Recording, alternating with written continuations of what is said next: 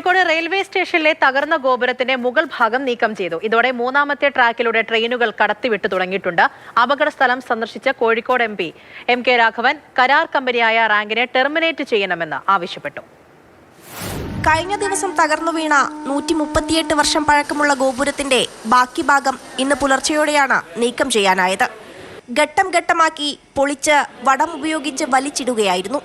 ഇതിനായി 2-3 പ്ലാറ്റ്ഫോമുകൾ പൂർണ്ണമായും അടച്ചിട്ടു. പ്ലാറ്റ്ഫോമിലെ അവശിഷ്ടങ്ങൾ നീക്കുന്ന ജോലി പുരോഗമിക്കുകയാണ്. റെയിൽവേയുടെ യൂട്ടിലിറ്റി മെഷീൻ ഉപയോഗിച്ച് നീക്കം ചെയ്യുന്ന അവശിഷ്ടങ്ങൾ ട്രക്കിൽ കയറ്റിയാണ് കൊണ്ടുപോകുന്നത്. ഒന്നാം പ്ലാറ്റ്ഫോമിൽ ട്രെയിനുകൾ വരികയും പോകുകയും ചെയ്യുമ്പോൾ ഭാഗികമായി നിർത്തിവെച്ച ശേഷമാണ് ജോലികൾ തുടരുന്നത്. അതേസമയം ഇന്ന് ഉച്ചയോടെ മൂന്നാമത്തെ ട്രാക്കും സഞ്ചാരയോഗ്യമാക്കി.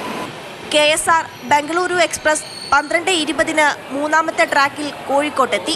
3:30 ഇവിടെ നിന്നും പുറപ്പെട്ടു. കണ്ണൂർ പാസഞ്ചറും കോഴിക്കോട്ട് നിന്ന് യാത്ര തിരിച്ചു.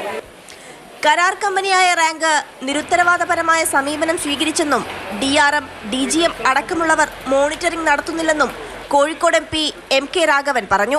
ഫയലിംഗ് നടക്കുമ്പോൾ സത്യം പറഞ്ഞാൽ ഈ നിലവിലുള്ള കെട്ടിടങ്ങൾക്ക് സ്റ്റെബിലിറ്റി ഉറപ്പുവരുത്താൻ ഇവർ ബാധ്യസ്ഥരാണ്. ഇവരൊന്നും ചെയ്തില്ല. റെയിൽവേയുടെ മേലുദ്യോഗസ്ഥന്മാർ നിരുത്തരവാദപരമായിട്ടാണ് ഈ കാര്യം കണ്ടിട്ടുള്ളത്.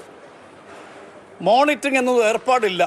DRM ആണെങ്കിലും DCM ആണെങ്കിലും GM ആണെങ്കിലും അവരെ സംബന്ധിച്ച് ഒരു ഉത്തരവാദിത്വം കാണിച്ചില്ല. അതിൻ്റെ ഫലമാണ് ഈ ക്ലോക്ക് ടവർ തകരാൻ കാരണമെന്ന് ഞാൻ വിശ്വസിക്കുന്നു. ഗോപുരം തകർന്നു വീണ സംഭവം അന്വേഷിക്കാൻ റെയിൽവേ അന്വേഷണ സമിതിയെ നിയോഗിച്ചു.